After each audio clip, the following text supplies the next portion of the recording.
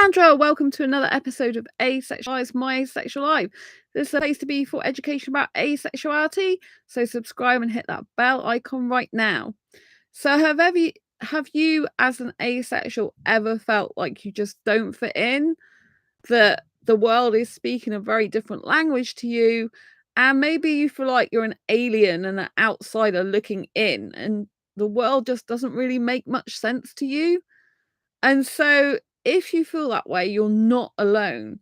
Many asexuals feel like they're an outsider observing like life and they're not actually partaking in it. Many asexuals feel like they are literally an alien, or that other people are speaking an alien language that they just don't understand. And so this can be very disconcerting, it can be very difficult, it can be a bit confusing. It's quite common for asexuals to have felt this way growing up, especially with the social norms being at school and college and even university. If people go and have sex, marriage, kids, and that's kind of like the normal type of life. And as an asexual person, many of us are very different to that. Some asexuals do have children. Some asexuals will have sex just to have children. Some asexuals have artificial insemination. Some asexuals will adopt kids. But a lot of asexuals don't actually want kids. And of course, this is very much not normal in comparison to the majority of society. Now, society is brought up to be functional for its purpose. So people are designed and conditioned, if you like, from birth to have sex, marriage, kids, to keep the species going, as it were, and for people in society to get along and be disciplined and conform and all that type of thing. It keeps people in line, basically. And asexuals usually don't fit the normal pattern of the sex, marriage, and kids, especially pure asexuals. So, pure asexuals are asexuals that experience no sexual attraction whatsoever. We're very, very different. I experience zero sexual attraction. We're very different to the majority of the population.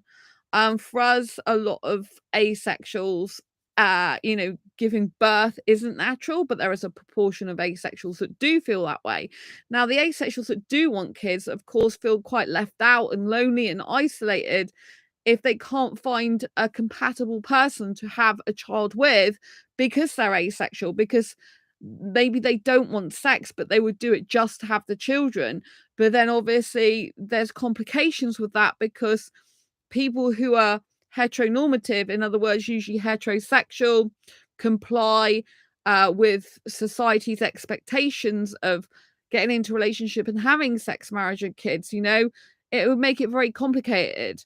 Because if they wanted to actually be in a long-lasting, loving, caring, committed relationship with that person, and they wanted monogamy, and that person was heterosexual and needed sex, then obviously that adds a much bigger layer of complexity and complication with it. Because some people want to raise a child on their own as an asexual person. Some asexuals who are female in body, for example, will realize there's a certain time frame they can have children in, and obviously if they do want it by natural means, then there has to be a way to get that, before they stop being biologically able to have children. So for the small proportion of asexuals that do want kids, they come up against that type of thing. But many asexuals, we don't want children. We don't see children as a necessity. Some of us see it as very unnatural. Some of us see it as something that we wouldn't want to have in our bodies, wouldn't want to do. And for many of us, we are more solitude. We live on our own. We're used to being on our own a lot more. For some asexuals, if we do live together, it's more like it's camaraderie or deep friendship, that type of thing. So if we take a traditional heteronormative life, it is very much your condition from birth to like go out, and growing up, to go to school, to get qualifications, to get a normal job, to then, find a partner, have sex, settle down in a home with them, get married, often marriage before kids, because people who are religious a lot of the time don't believe in sex before marriage. So then they'll have sex after they've got married, which might mean they're not actually compatible sexually, but because society and religion conformity says to do that, they'll do it. And then, and then sometimes later on they find out they're completely incompatible because, when they got together, there was a lot of sexual attraction going on and they didn't form the basis for a loving foundation of friendship first. Friendship always has to come first, no matter what sexual orientation you are. But the thing is, obviously, when sexual attraction's in the way, it can cloud people's judgment of having a healthy, happy relationship. This is not just true of sexual attraction, though. Any type of attraction can actually confuse you and can cloud your judgment. I'm hyper-romantic, for example. That can present difficulties. Because the romantic movies and heteronormative society makes it out that people fall in love and live happily ever after, but they don't show the nitty-gritty side often, that it takes time, energy, effort and work for any relationship to work, no matter where you're two heterosexuals or whether you are LGBT plus person, people together. It's always like not just as plain sailing as they put it in the movies. People have different ideas, morals, values, beliefs, so that is a huge difference between people. But if we take heteronormative life, like I said, it's usually, you go out to work, you get a job, a traditional 9 to 5 job, like not something artistic or creative or like that. It's usually like, work in retail, work in an admin job, work in office, kind of like working banking, working IT, although, but IT is much more flexible these days because people can work from home, but it's a lot kind of like normal jobs, like car mechanic, builder, all this type of thing. The arts and crafts and creative pursuits are often kind of seen as the ones that are not normal. And so it's very much like there's a certain pattern in life. And a lot of asexuals just don't fit into that pattern because a lot of us, we don't want sex. And for the asexuals that do have it, some of those asexuals don't want it as frequently. They have a different attitude towards sex. They can take it or leave it. And this can cause a lot of animosity and problems if you're trying to find a relationship and you come across heterosexuals all the time that really don't understand and don't get you. They think that not having sex is weird. They think not having sex is not true, that people or everyone has to have sex. And they grow up believing that it's normal to get married and have children and live together and live that type of like 9 to 5 life usually. And so I just want you to know that if you feel like left out, lonely, because you're different, it's okay to be different. You don't have to live the life that people are conditioned to believe is the right life, because it is conditioning. People are conditioned by society, by parents, by peers, by friends, by family. Everyone's being conditioned constantly anyway, because, when you see adverts come on, that's conditioning. When you see people telling you what to do with your life, that's conditioning. You just have to decide in life which type of conditioning you want to be conditioned to, if you know what I mean. You have free will. I was having an interesting conversation over text messaging with someone about religion. And this person said, oh, you can't identify as such and such a religion if you do this. And I said, but when you're older, you can choose how to live your life. You don't have to play by every single rule, right? You can create your own rules for how you play life. You don't, just because you're born to a certain religion doesn't mean to say you are that religion. Just because you're born to a sexuality doesn't mean to say you are that sexuality. Everyone has the right to be who they truly are. I was born into heterosexuality. I'm not a heterosexual. I didn't know I wasn't heterosexual. I had to find that out later in my life, right? But just because you're born into a Christian family, a Muslim family, Orthodox family, whatever you're born into, you don't have to take on that religion. You don't have to take on that set of rules and ideology. You can live by your own rules and ideology. You can set your own rules for life and for how you want to live, right? And it's okay to be different. It's okay to not want children if you don't. It's okay to not want to get married if you don't. It's okay to live separately if you prefer to. It's okay to be on your own. You don't have to be in a relationship to complete you. You're complete just as you are. You're not broken just because you want different things. I would argue that society is broken with the fact that it tries to condition people in such strict, rigid regimes for its own means, for its own satisfaction. Right? But you have the power of individual choice. You have the power of individual thinking. And you do not have to follow the crowd. You do not have to follow what everyone else is doing. And you can know that you are okay. You're not broken. There's nothing wrong with you. You're just different. And you've come out of that conditioned mold and you're able to think freely. And this is actually a beautiful thing. It means you don't have to behave a certain way when you get to a certain age. You don't have to have a certain type of relationship because only you define your relationship and the personal people in it with you. You don't have to live how other people expect you to live. Like about 10% of asexuals are non-binary. This means there's a lot of people in the asexual community that don't identify as male or female. And they're happy just as they are, or they might have dysphoria when they don't quite feel like they are who they are. But a lot of the dysphoria, I would say, is probably down to the fact that society dictates how people should be. But you have the power of choice to be who you are. You have the power of choice to decide for your own self what life you lead. There is nothing wrong with leading a life that's different to the heteronormative life. Heteronormative being what heterosexuals usually do. Basically, that's what it means. Like heteronormative is what heterosexual people do, usually, where they get into a relationship with the opposite gender. They, don't identify as queer or gay or LGBT plus. They go and have the sex, they go and have the marriage, they go and have the kids, they live together, and they live what society dictates they should live like. Right? An asexual life can look very different. Asexuals can be on their own, can not want children.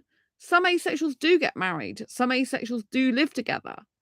And some asexuals you might live a pretty normal life by society's standards. But there might be some nuances there, such as they might not have children. But I know asexuals that have married other asexuals and they don't have sex. But they're happily married. They're in a relationship and they love each other dearly.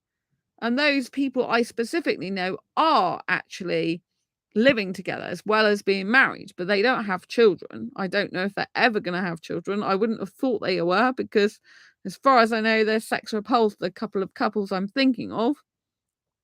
And I know another asexual that's been married to a heterosexual husband for 25 years, although they found out, I think it was a year or two ago, that he's actually demisexual.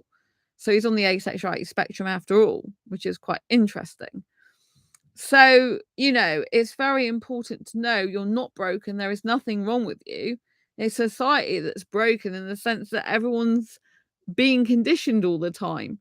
And when someone thinks outside the box and thinks differently, of course, society is going to create an uproar because they're like, oh, what's going on? This is destabilizing for them. This is uncomfortable for them because they're used to people conforming to the norm. But not conforming to the norm is a good thing. Not doing what the majority do is a good thing. I could never ever be very strictly religious, right? I have my own religion, if you like, technically Christian, but I'm more spiritual than religious. And I believe in God, but I treat him like I'm a mate, like a friend, Speak to him directly each day, and that's pretty much my religion, and that's it. But technically, I am Christian, but I don't believe in the Holy Spirit.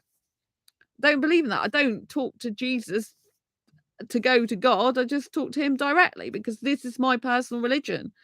But if you follow the Christian religion, you're supposed to believe in Jesus, God, and the Holy Spirit, and go through Jesus to talk to God. I've never done that. I talked to a vicar years ago because I had a boyfriend at the time. Well, a couple of boyfriends, one after the other. They were friends. It was weird.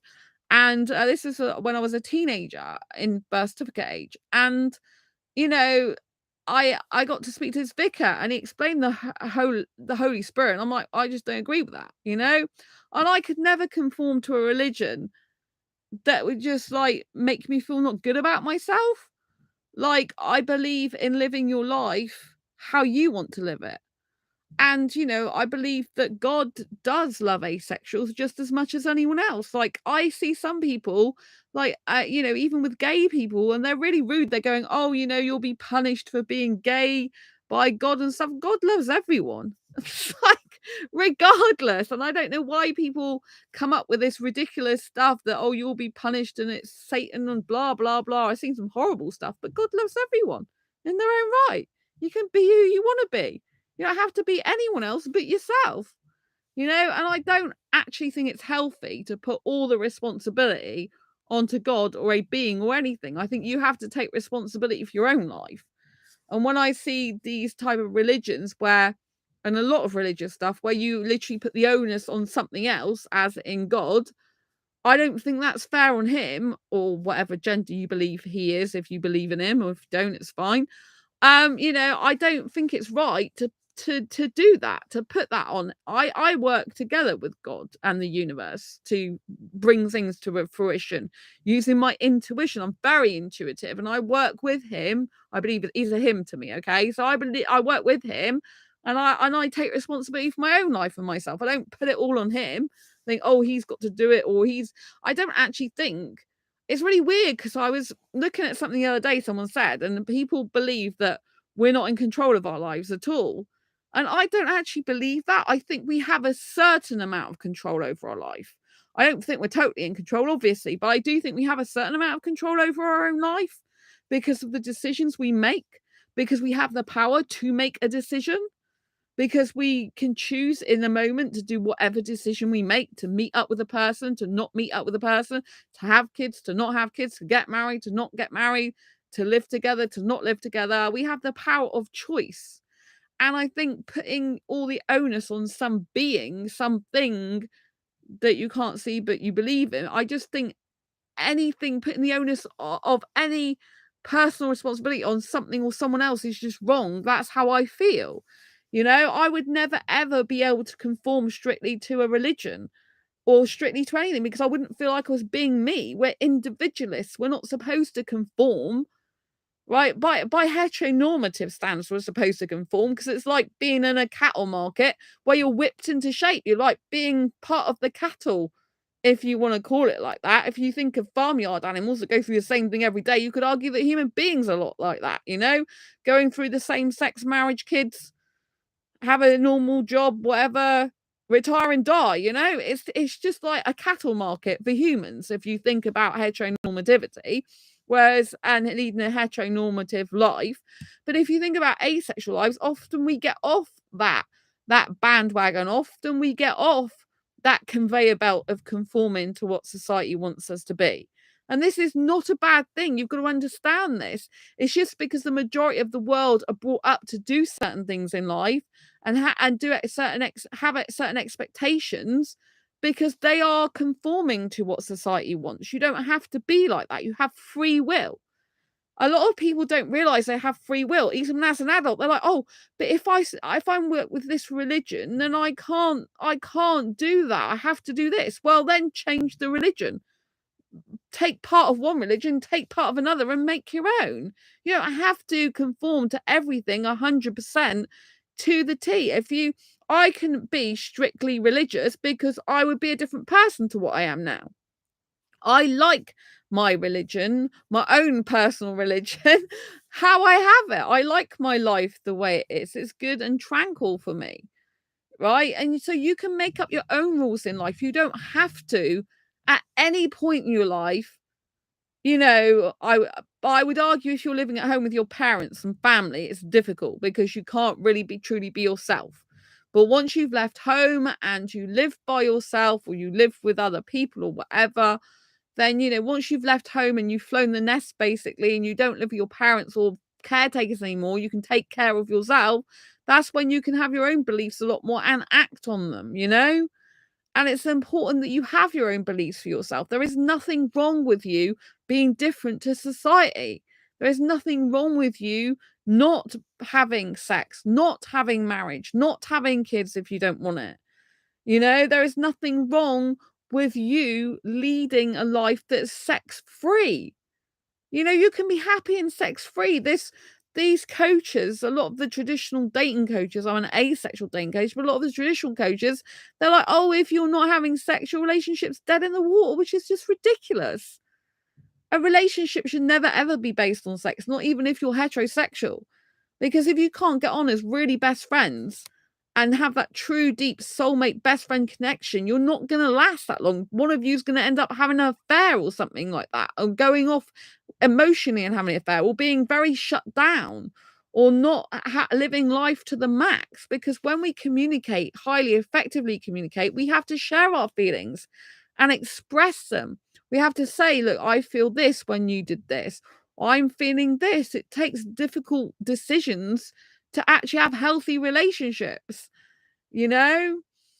And we need to foster healthy relationships by being ourselves and not conforming to what society wants us to be and having such expectations of us that we can't conform to because we are different. I want you to know your difference is your superpower. It's not a bad thing. Even though you might think it, you might think, oh, I feel so lonely and left out. And I totally get you. I really understand that because I felt like that as a child, as a kid growing up. But when you realize you have the power of choice and there's always someone that's going to be like you in the world, right? I'm like some other asexuals and I'm not like others. I'm very different to the majority of the world in most things I am, even my asexuality. I don't completely fit into a very tiny, neat little box, I would say.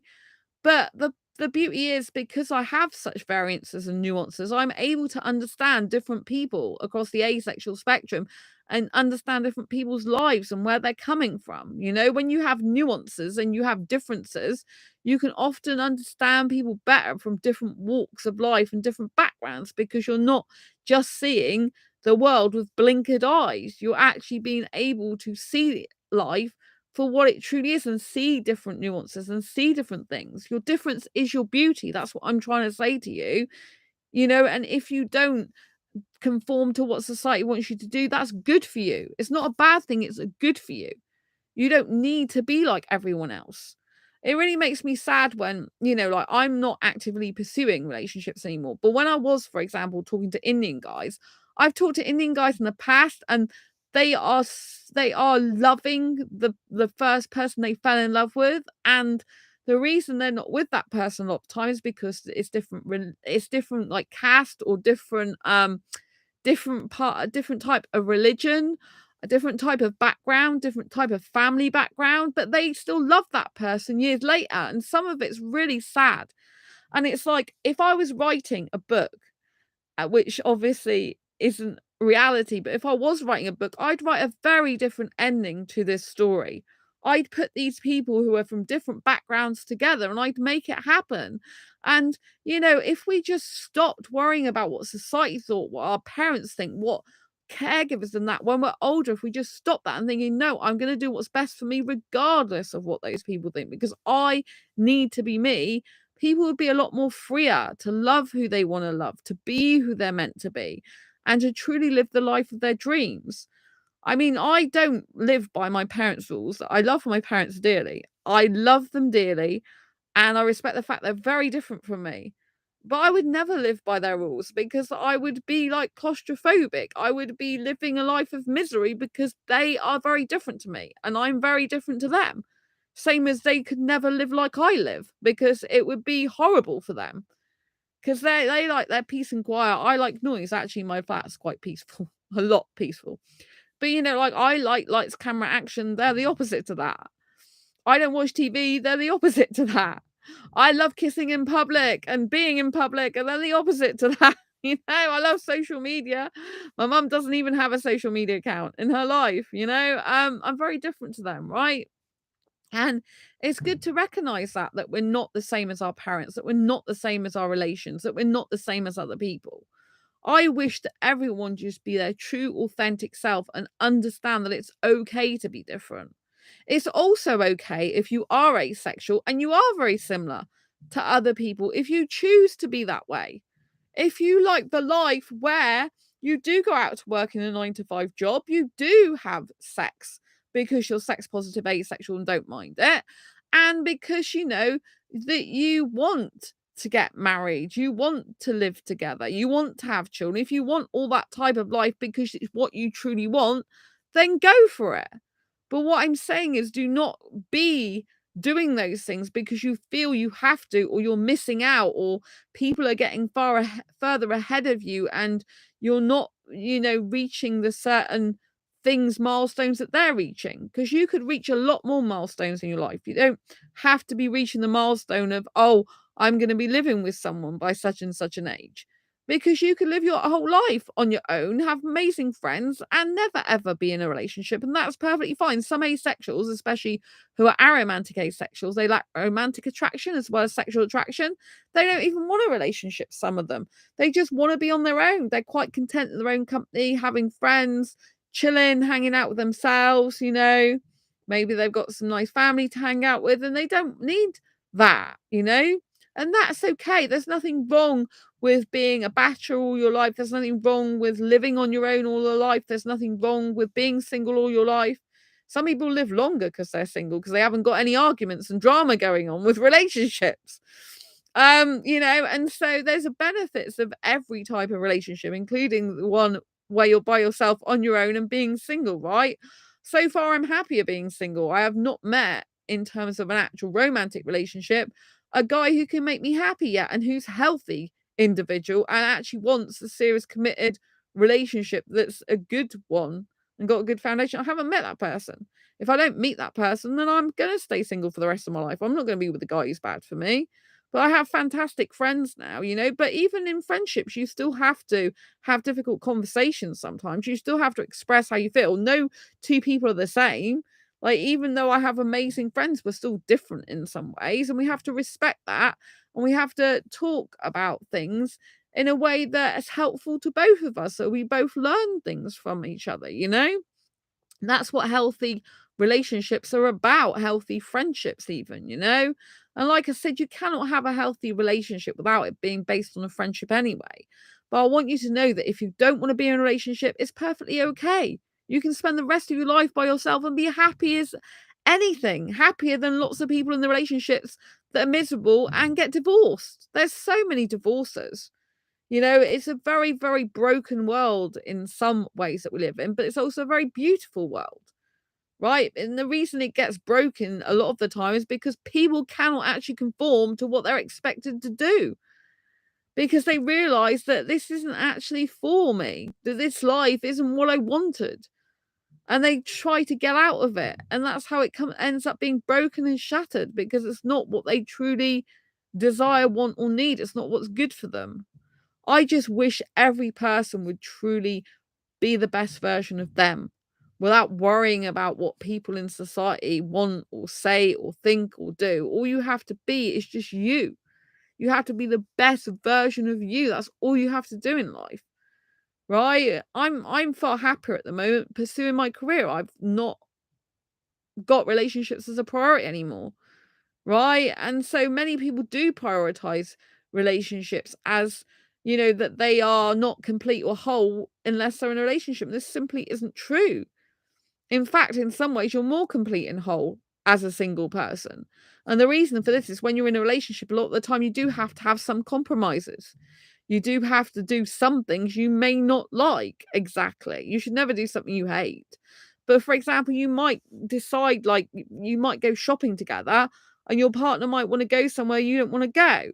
However, I would argue and say that you don't have to do that even. Thanks for the thumbs up. Lots of love to you, because me and my best friends, right? Like one of my best friends, they don't like going to a Chinese restaurant, right? They absolutely hate it. The other one loves it. Right? I got two really close best friends. I have three, but one of them's moved away, so she hasn't spoke to me for quite some time. So my two best friends that I speak to really regularly, one loves Chinese food like I do. The other one doesn't like Chinese food. They don't even want to go in a Chinese restaurant. They can't stand it. So what happened was, with both of them at different times, I went to Paint and Zoo. And the one that I doesn't like Chinese, I still wanted to eat Chinese because I get fed up of eating the same thing because I got food allergies and intolerances, and it just gets so boring, my food sometimes. And so when I can be in the vicinity of a Chinese that makes everything on the premises and cooks it exactly like I like it, and it's got nothing in there that's going to cause me any allergic reaction, so it's got no allergens in it. I really want to do that. And if I just eat the same thing and in the same place, this is boring for me. And when I go out, I really want to have something different. So we came to a compromise, and the compromise was we weren't really compromising ourselves. We were just basically, I was having the meal in the Chinese restaurant when he decided to go for a walk across the seafront because he loves walks. He wanted to see the seafront. I ain't bothered about looking at the seafront. I used to live in the countryside for years. I lived 25 minutes from a beach for years. I'm not actually a beach person that much. I don't mind going occasionally. And I'm not a country girl. I'm a city girl. And so I'm not interested in that. Like, I would rather be eating food. I love food, in case you didn't notice on this channel. I was eating beautiful food. And I'm a Taurian. If you didn't know, Taurians love the finest things in life, including our food. Mm. We like the senses. We love being sensual as well. And sensual, I said, not sexual, by the way. And so, it's really important that we really didn't compromise ourselves in terms of, like, he didn't do something he didn't want to do, which he doesn't like even setting foot in a Chinese. And I didn't lose the opportunity to have Chinese food when I didn't want to just eat the same things. We often eat in a Wetherspoons, for example, when we're together or when I do an asexual meetup. But when I have a opportunity to have beautiful, gorgeous rice noodles and beautiful vegetables and Chinese food, it's really amazing. I love it so much, especially in the painting one. And I was just like, oh, and so it was really nice. It's a bit weird because obviously we're separated for that time, and you might think friends need to be together all the time. But I actually think it's really healthy and good if you both get to do your own thing, doing something you like, and then come together later. It took me about I was going to be an hour in the restaurant. It took me about an hour and a half. I kept in touch with them by a text message, and then they just met me outside the restaurant because they didn't want to come in. And so it is a bit weird for me because I don't know why exactly they don't want to go into a Chinese, but they've made it clear they hate it and they don't want to set foot in there. And so that's what I have to respect. And it's a bit weird because I think, I felt a bit weird because I'm like, oh, I want to spend time with my friend. But at the end of the day, he loves going across the like seafront, and I don't like that. And so it's not something we do together anyway. And he would be missing out on that. So rather than me missing out on the Chinese and him missing out on the seafront, he went to do that, and I ate a Chinese, and it was really delicious, and I loved every minute of it. And so you can do things like that where you don't have to conform to even what your friends do. You can do something different and just have to respect each other, that that you have different tastes in what you like to do. Sometimes that's healthy. And so don't think that even when you're with friends, you have to conform and do exactly what they want you to do or exactly the same things that they want to do. You can actually work out healthy compromises where you're not actually really compromising yourself. You're both doing your own thing. People don't really talk about this. They talk about compromises as in you've both got to do something that you don't want to do. So it would have mean that he would have come in the Chinese, which you really hated, or I would have gone for a seafront across the seafront, which I was quite. It's boring to me. I know loads of you will be like, "Why is the seafront boring? I love it," and I'm just like, it's a seafront. Like I'm like it with trees and stuff. I'm like, it's a tree. I'm grateful for the oxygen. It's a tree. So most people love going out in nature, and I still am not so fussed about it. I like the quayside in Exeter, the city I live. That's my bit of countryside in the city, and I do adore that. And I do like being there. So I do have some affinity to nature, maybe, but anywhere else, I'm not really bothered. And it's just because it's on my doorstep and I love it. And it's very beautiful. And I I like it there, and it is chilling place. I do chill out there, but it's got people around. I like the end where there's people around, not the end where there's not many people around. Whereas my friend, the same friend who didn't like going in the Chinese, they like it when it's quiet and peaceful in the countryside part of the quayside with all the fields, whereas I like it where the pubs and the entertainment is. So there's two different parts of the quayside. There's entertainment pubs, and like some of the pubs have singing on, and there's like people going on there with their bikes and people dog walking. And then there's another part of the quayside which has got like fields and cows and everything like that in it, which is quite out in the sticks. And so if you walk quite a way, then you can find this like countryside with not many people around. And so, for me personally, I'm not really interested in that. So heteronormative life, again, is usually people like going out in nature, people like traveling. And I don't fit into that box. I'm not interested in going abroad apart from to Disneyland Paris. That is about the only place that I like going abroad from the UK.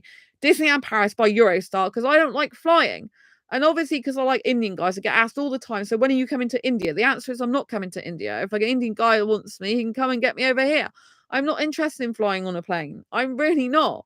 So whereas the majority of the world are like, oh, I don't want to miss this. I want to see all the world before I die. I'm like, well, I've got everything I need right here in the UK. I don't need to go to Japan or Tokyo or Hong Kong or Australia or Austria or India, or even though I love Indian guys, or Pakistan or any of these places. I have everything I need here in the UK. I like living in the UK. I love living in the UK. I enjoy it a lot, and it's not many people that can say that. Usually people are striving to get out from where they live. They're striving to go elsewhere. They're striving to look at the grass is greener on the other side. They're striving to get away from their current life. Whereas I'm like, I like my life. I like living in the UK, even though you could argue that some things are not great in the UK. I still love the UK. I just a UK person. And I think that's great. That's not very normal, really, is it? Most people like going out in nature. Most people like, flying on a plane and going abroad and going on holiday.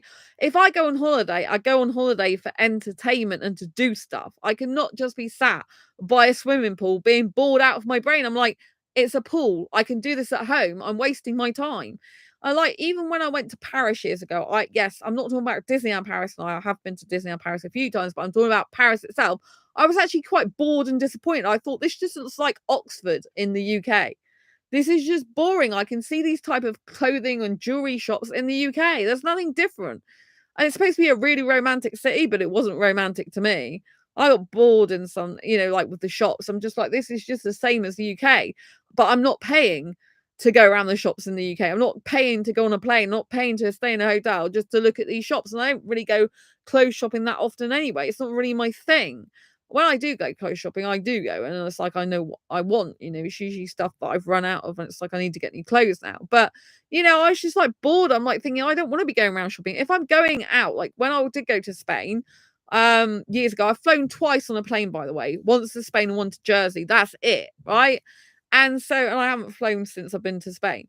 Because I don't like flying. I have a fear of flying. It feels like I'm falling backwards, right? And that is not normal either.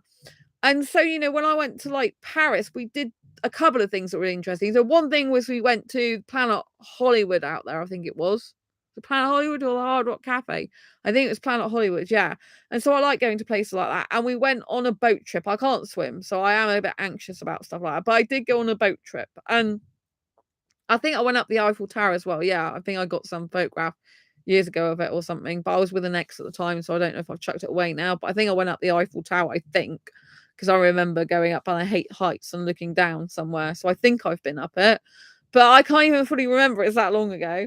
And, I kind of blocked stuff out with exes to a certain extent. So, yeah. But I just remember thinking, this is not very romantic. This is a bit boring. You know what I mean? And so when I went to Spain, I was going to tell you, when I went to Spain, and I did go on a plane that time, I actually went to Port Aventura, which is the theme park, and that was really interesting. But it was very scary because I ended up going on a roller coaster, which was like what the Europe's tallest roller coaster or something, with the most amount of loops. It was a 7-loop roller coaster, the Europe's biggest or most looped roller coaster or something like that. It was 7 loops, but I was crying at the time because the ex was they weren't my ex at the time, obviously. The person I went with was like egging me to go on, like, come on, and like making me feel really bad if I don't go on rides, and I don't like heights, and it was really awful. And so I decided, yes, I'd go, and I didn't realize it was 7 loops. I thought it was just gonna be two from the way I saw it. And anyway, we get there, and I go to get in the actual roller coaster, seat, and I realized that there was no seatbelt. There was headgear, but there was no seatbelt, and everyone else had got a belt that went over their waist. And I'm like, oh my god, like, what am I going to do? I need to get off this, because I was so scared. So I was saying to the person, can you get me off?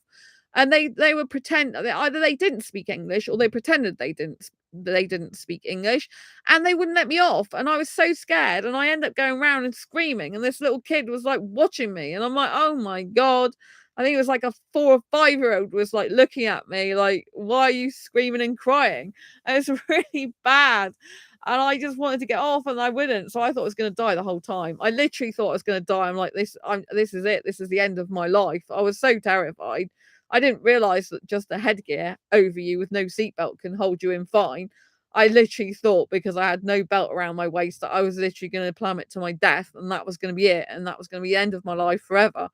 And that's why I was screaming and crying, and I'm like, oh my god, I just wanted to get off, and it was awful. But actually, the whole theme park itself, in and of itself, I liked. They had a lot of shows on, like Chinese shows as well. It's very interesting. So like, if I go abroad ever, which is only usually to Disneyland Paris these days, I haven't been anywhere else in years, by Eurostar, then I go to do stuff like I stay on Disneyland Paris Resort, and then I'm on the rides every single day doing stuff. And apart from eating, I'm riding, riding. And they do have some shows there as well. Like, I have a stunt show and stuff like that. I do want to go back to Disneyland Paris in future years, because I loved it there, and I do still want to go back, because it's just so at one with my soul. I feel so at peace there. I went on my own last time in 2017 for my 21st mindset birthday. If you haven't seen that video, please go to my videos and search in my actual channel videos for 21st 221ST 21st mindset birthday, and then you'll see all the footage. One of my asexual friends put all the footage together, like, from which I'd taken like via Facebook and stuff, and they amalgamated it all into like a little a little story, basically. Like, it was all the clips of my travel journey from my phone and from Facebook, and that I actually got banned by Facebook when I was on a Disneyland Paris trip, because I was trying to play the they do like special nights where they have firework displays, but they have music, and it was copyrighted music. So Facebook banned me for 24 hours from being able to upload any, stream or upload anything more that had. It was streaming. I think I wasn't able to do any streaming for 24 hours. But like that, I live a very unconventional life, and I want you to know there's nothing wrong with leading an unconventional life. You'll be surprised actually how many asexuals have a lot of young stuff in their home. So I've seen a lot of asexuals that have got cuddly toys, like I have. I've seen a lot of asexuals that have got action figures in their homes, because I think a lot of asexuals, we are really young, and it's good to be young, right? We don't have to conform to society that tells us when we're a certain age we have to be a certain way, when we're a certain age we have to do things a certain way, when we're a certain age we have to wear things a certain way. People are living far more older now. People are living longer now. A lot of people are living more towards their hundreds, being 100, I should say. They're living more towards being 100. So like 50 years old, for example, only 50, if you live to be 100, is even classed as middle-aged. It's not old. Whereas years ago, it probably would be classed as old. But times have changed now dramatically, especially in the UK, an older person, or old person, if you like, would probably be in their 70s or 80s, you know what I mean? My parents are in their 70s now, but they only just class themselves as old, because people are living longer. My grandma lived to be 96, so I should be around that age or older, and so, you have to understand that society does actually change in some ways. And, like this business about, oh, you have to be in, heteronormative life, for example, is where you have to have be attracted to the opposite gender, but life isn't really like that. People are attracted to different genders. People are attracted to the same gender. People are attracted to multiple genders. People should be attracted to whoever they want to be attracted to, be in a relationship with whoever they want to be in a relationship providing the other person wants that as well. And they should love who they want to love. You might notice on this channel, I'm always sharing videos lately of people who are not heteronormative couples, in the sense they don't live the normal life. Like there was a woman who's married to a guy with no jaw. If you watch that, watch that video on the post, it's on my community tab. I post a lot of videos about different couples. I post couples about lesbians sometimes, where there are different age gaps, gays when they're different age gaps. I post videos that I watch. Like I said, there was a guy with no jaw who's got married recently. There's a video about an older woman with a younger guy. She's 48, he's 25, and like one of her sons is only 23, I think it is. And but it's like, I am really in favor of age gap relationships, so long as it's good and healthy for the people in it. And I believe love is love. So if two guys love each other, that's fine. If two women love each other, that's fine. If people like love different types of genders, if people are transgender, it's okay. At the end of the day, love is love, and people have a right to be who they truly are and to be themselves. They don't have to conform to society's norms.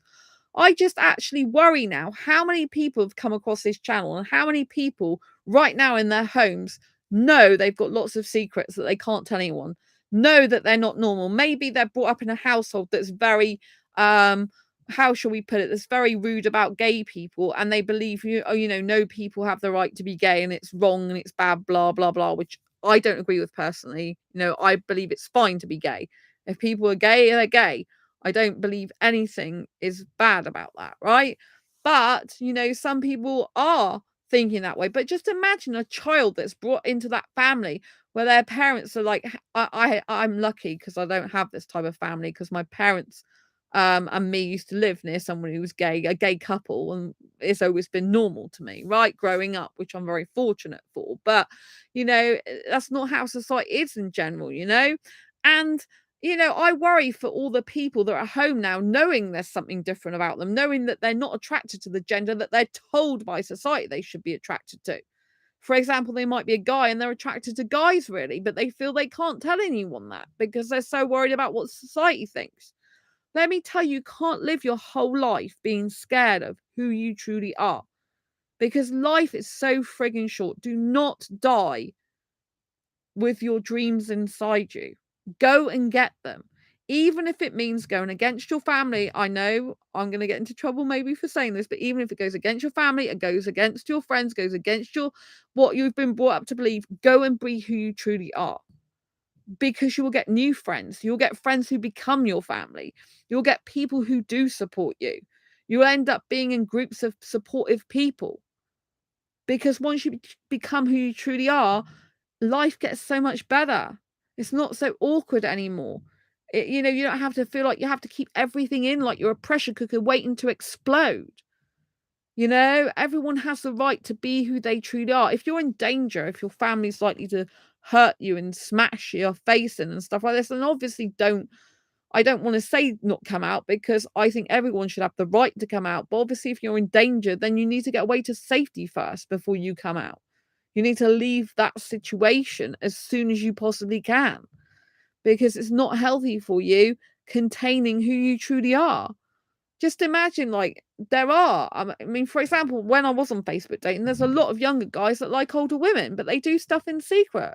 It's like, why are they doing stuff in secret? What's the point?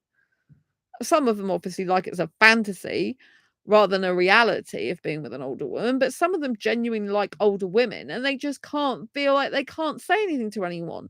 I told my parents years ago I like younger guys. Years ago. So they're fully prepared. It's like not going to be a shock to them whatsoever. It would be a shock to them if I came around with someone who's much older than they would suspect. That would be a shock, and I don't see it ever happening because I'm not attracted to much older guys or any guys near my birthday age. This doesn't happen usually, ever. I've had very rare instances. There's one guy in 2017 who was heterosexual, but he looked younger than he was, and he was just really not suitable for me. Heterosexual, very sexual. So I want you to know that it's okay if you don't like sex. It's okay if you're attracted to the same gender. It's okay if you don't like going to beaches. It's okay if you don't like nature. It's okay if you don't want kids. It's okay if you don't want to get married. It's okay if you think childbirth is unnatural. I personally do too. My mum can't understand it. She says, "Oh, you're weird." I'm like, "Fine, I'm weird then. Who cares? I'm glad. I'd rather be weird than conform to what society wants me to conform to and to say things I don't believe in. What's the point? I don't believe childbirth is natural at all. I mean, it's very painful for a lot of women. It really hurts them and it puts their body through the effing mill. I mean, I just don't feel that way. I've never felt that way. Just, to me, it's just totally unnatural. And actually, my asexual perspectives, but there's someone else that says there's nothing natural about giving birth and pushing that through the birth canal. So it's not just me that thinks that way. If you haven't got this book, by the way, it's available on Amazon. It has got 47 asexual stories, including my own, in it. And quite a lot of people in here don't want kids in this book, but some of them have, I think some of them may have kids, but the majority don't want kids in this book, and so it's really important to know that it's okay to be you. It's okay to be different, and you don't have to live this sex, marriage, kids life. You can live a proportion of that life if you want to. You can live none of it. You can live in a happy, healthy relationship in separate places.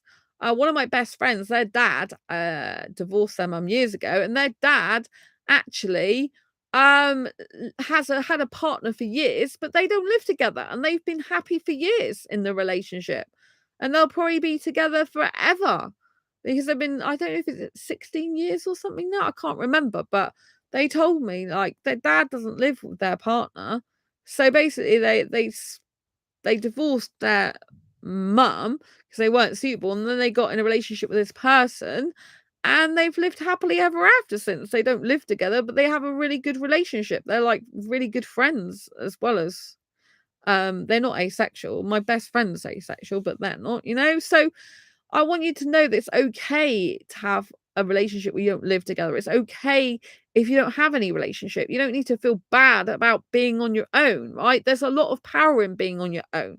It means you can live your life your way, you can do what you want when you want, and you can also live the life of your dreams. Just pursue whatever dreams you have, because there's nothing to stop you but yourself then, just go and pursue all your dreams. That's what I'm doing now. I'm pursuing all my career dreams now because I've set myself free from looking for a relationship now. I'm just like, wow, I'm like a speed merchant. Like I'm really working hard. I've just been updating my asexualise.com site in case you haven't seen my shorts lately. It's taken me hours, but I'd rather do that than be talking to a bunch of guys that are unsuitable for me and causing me anxiety and not right for me. It's much more healthier to be on your own and to be happy than it is trying to pursue something that everyone in society thinks you should be pursuing. And I do admit that I like Indian guys, which is very not normal, really. What people, obviously, if you're around India, it's quite normal. But I mean, some British women do like foreign guys, but I'm very specific about what type of Indian guys I like, and that's not really normal. It's not normal for a person to like skinny guys. I like skinny guys. Most women traditionally are brought up to like muscly guys, to like guys who are big and butch and muscly, and I don't like that. I like skinny guys. I don't mind if they're nerdy and and they're highly intelligent, and I love that, and I don't need a muscly guy. I'm not even interested in muscly guys, yet the world is obsessed with guys who've got muscles. I'm not interested in that. And it's okay to be different. It's okay to be attracted to things that aren't normal. It's okay to be attracted to people who've got big lips or uneven ears or uneven fringe sometimes in my case. People comment all the time on my fringe. Yes, it might be a bit lopsided tonight, who knows. And it's okay to be different. You don't have to conform to society. And I'm shocked at how many people put filters. I don't filter myself, I think I've hardly ever done that in my entire life. I might have done it for like one video or something, because I was just like creating a video purposely with a filter on it, but that was a long time ago, and I didn't realize that people who are social media apparently usually put filters on as normal and Photoshop themselves. I'm like, well, I don't do that. Like, you're seeing me as I am, right? Look at my head. I look gorgeous in this HD now. I've got a MacBook Pro. I'm like, oh, Your hair's beautiful, Sandra. It looks very blonde. When I'm on a Sony camera, my hair usually looks ginger, which is very weird because I don't have ginger hair. I actually have blonde hair, but it actually looks much more blonde in this light with this MacBook Pro. So I'm really happy about that. So, but yeah, I don't filter myself. I'm just me, you know, and I don't wear makeup usually as well. And the world, oh my gosh, the world, don't get me started on makeup. The world tells women you need to put makeup on to look better, to enhance your look. You know, it's like, okay, like I have bought some makeup recently because I chose to have glitter eyeshadow. But in general, I don't wear makeup. I like glitter, so I decided if I'm gonna go clubbing and want to wear a bit of makeup on my eyes, then I'm gonna get some glitter stuff because I like glitter. But usually I don't wear makeup. Like I do this show like hours on end, week after week, month after month with no makeup on whatsoever because I don't need makeup to make myself look beautiful. I don't need to look more beautiful because I don't think I'm any less. Right? If you need if you need to make something more, it means it's lacking in the first place because you need to increase its value by shoving things on your face. It's like, no, I'm valuable in and of my own right. I don't need to wear something to enhance something that doesn't need enhancing because I'm already beautiful and gorgeous as I am naturally. I love my look, whether people like it or not. I love my look being natural. I think I'm beautiful natural. I love the natural look. I love it for myself, regardless of whether people like it or they don't like it, right? I don't need to put something on to make myself look better. Thanks for the great words. Needed to hear some of this. Oh, lots of love to you. RHF. Oh, it's nice to hear from you. I'm glad you needed to hear some of this. It's good. I really appreciate being here. Lots of love. You know, and so I just want you to know that it's okay to be you and it's okay to be different and you don't need to conform to society at all, you know?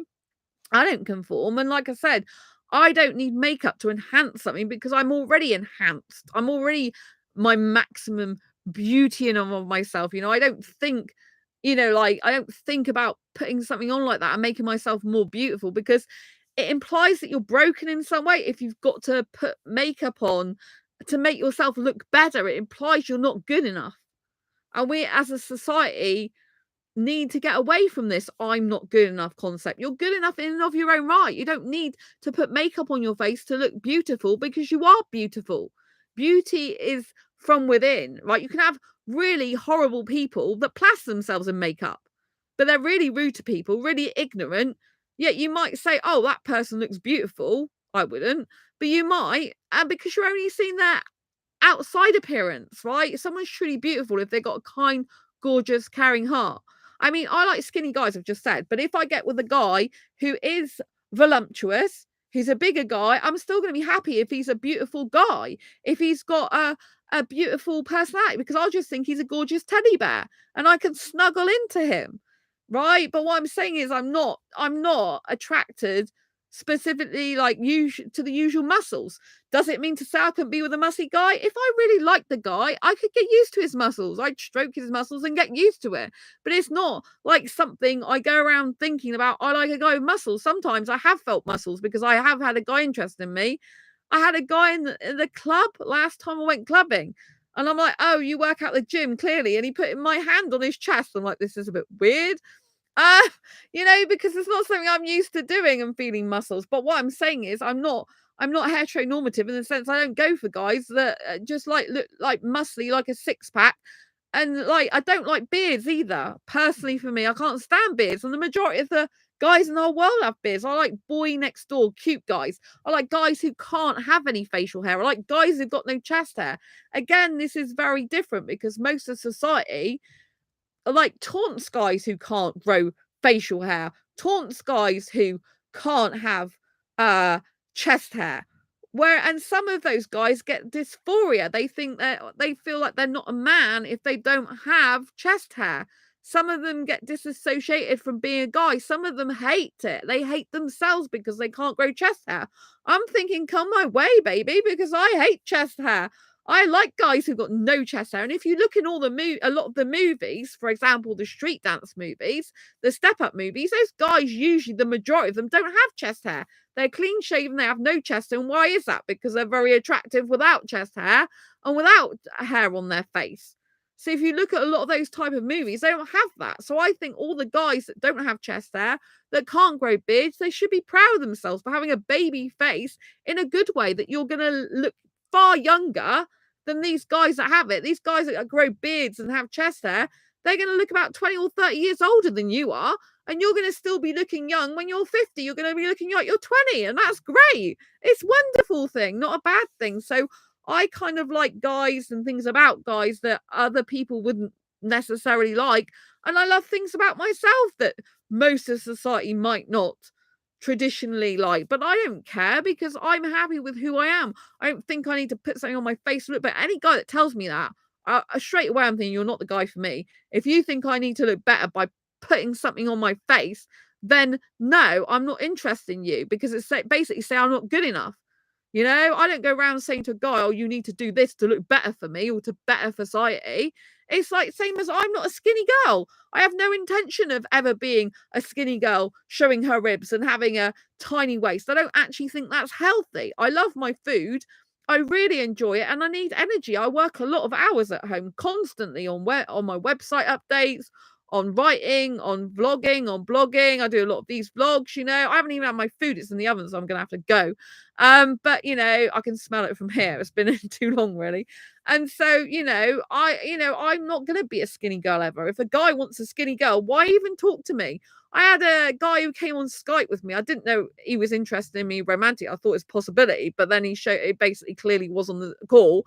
And he started saying about makeup. I said, I don't wear makeup. He goes, oh, but you could look like a bit like basically good if you did. And I'm like thinking this is insulting to me. And then he started saying about, oh, women who wear makeup and skinny. And that's clearly what he was interested in. I'm like, well, I'm not a skinny girl and I don't wear makeup. And I was thinking, why the hell are you even speaking to me? Because I'm not your type of girl. You want a girl who's traditional, wears loads of makeup to hide who she truly is, and has a thin waist, basically, because you think that's healthy and you think that's the way people should be. I mean, I don't think there's anything healthy about clogging up your pores and skin with makeup. You know, people who wear lots of makeup in general end up aging very much faster because they clogs their pores up in their skin and it ends up looking really bad on them eventually. It ends up hurting their skin and damaging it. That's not good, is it? I want to look much younger for a long, long time, you know, forever.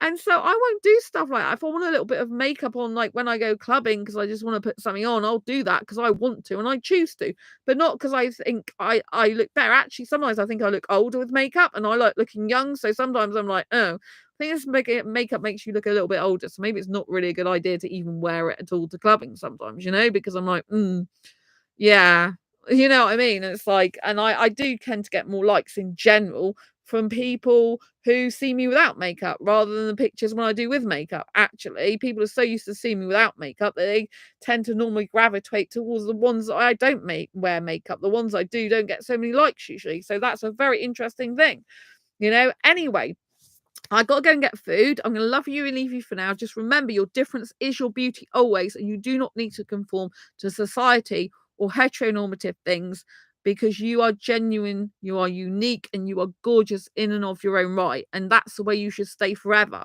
You're not behind, you're not broken, you're just living a different life. That's a beautiful life that's not conforming to what everyone else is doing.